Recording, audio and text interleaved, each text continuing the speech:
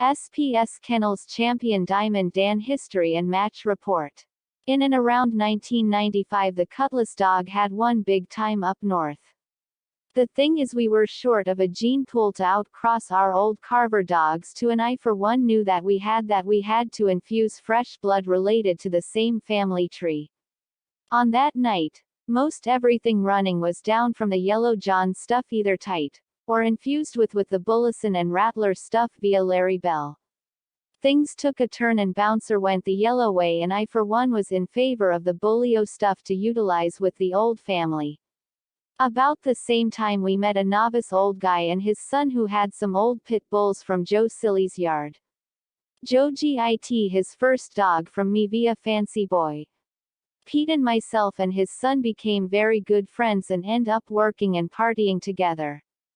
Chicken Pete was an old pugilistic fighter and was a very quick learner and developed a keen eye for a dog and its pedigree. I discussed the situation regarding the Spike and Stompanato stuff and TGE need for fresh genes. I wanted Bullio badly and he concurred. We jointly decided very tight Bullio blood was what we wanted. The only dogman who had it was Licorice Kid. He had Patrick's big brother and Bullio Beauty. I believe Mike Crowell had these dogs initially and they ended up on LK's yard after a fire at Mike's place involving an asbestos heater keeping Mom and Pops warm during a Transvaal winter.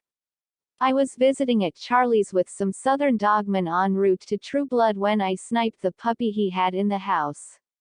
He called the puppy Shack and I attempted to buy on the spot after LK divulged his pedigree. Charlie would not budge. Shack was off bro and girly, looked like a mini Hall's grand champion Andy Capp.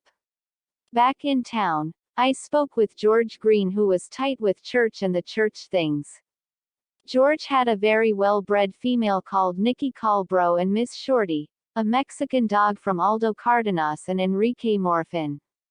George did a somersault trying to wangle every deal for myself and Pete to take dogs the breeding he and Charlie wanted to make 2 trolleys gunner dog.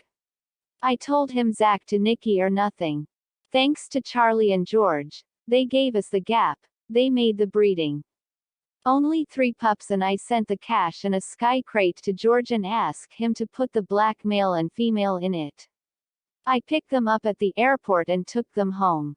Later, Pete came around and we discussed housing.